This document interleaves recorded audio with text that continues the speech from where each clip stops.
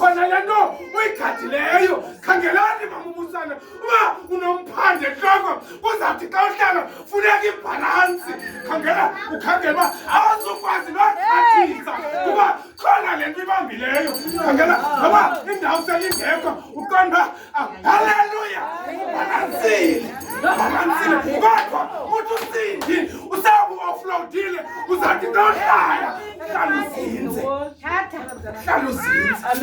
alonke igama lakwazi ngalanje you will be relaxed xa ungenamphanda osentloko uthi usindi alonke igama lenkosi therefore ngexesha athi uyesu mabahlale abayazi mamuncambaka okokubona ulungiselela uJuda kaSkarioti oza nehlokondini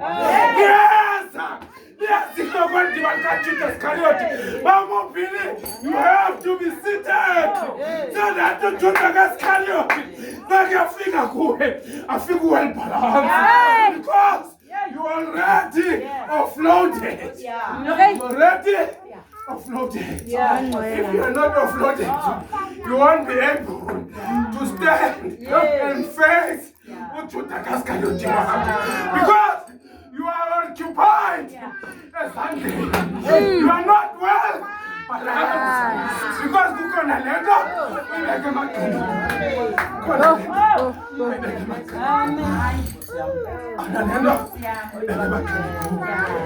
Sindi mamumusana uzukwazi uhlala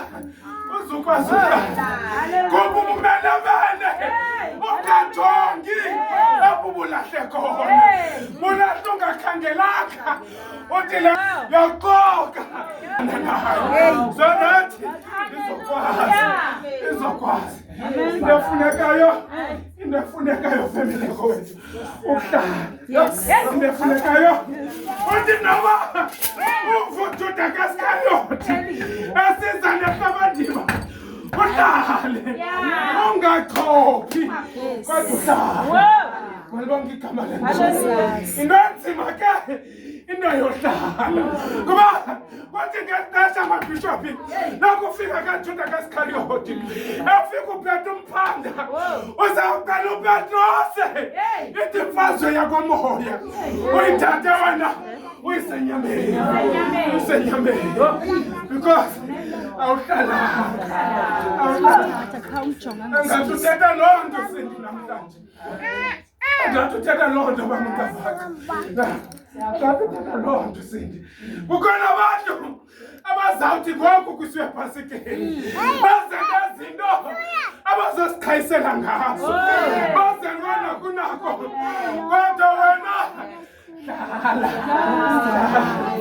malibonke igama lenkosi uthi ibali kaThixo uJuda kaSkarioti uthe xa efika mamuphili eyazi uYesu wathi kwihlokondima lamaJuda ahamba nalo endithe ndamandla ze niyazi okokuba unguye ithi le vangeli kaThixo athi ihlokondima lisawa phezu kwaYesu wasuka uPetrose akakwazi usibamba wakhupha irhala Sindi emfandeni wagalela endlebeni webuya sungama selethema zalone mahlalwe wathi le imfazwe Petrose le imfazwe ayoyakwanyama therefore wabuyisela indlebe yedinda lendlebeni esawugqiba uThixo wathi imfazwe lena Petrose yakwamoya idinga ke yakwamoya abantu abahleliyo idinga yabantu abathi imfazwe yakwamoya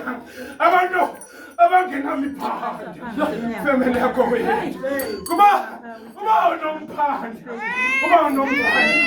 uzawulahlakana nemeko awuziqonda mamuphili awufanulwe kuye kuba unomphande kuba kubizwa bamenywa ukhona kuba wena unomphande kuba kubizwa bonyulwa ukhona kuba kaloku unomphande yebo uthi uSindi ixesha lolahla ixesha lolala. Bantu bonke igama lenkosi. Alo xesha lokokuba ngoku siziphakamise sikwixesha lelente. Sikwixesha lokulinda.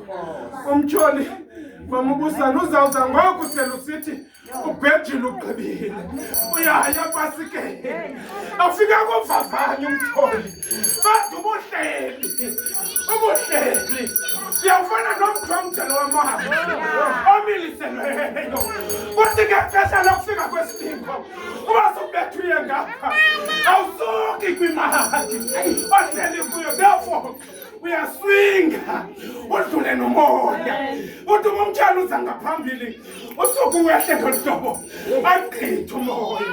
Kodwa ubuthwele. I won't be able ukubhalansa ngexesha lokufika kakhulu. Bonke igama lenkosi. Kodwa sendihlala njalo nje sizawuhlala kuloThixo.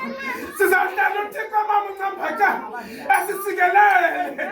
Sizawuhlala kuThixo asisikelele.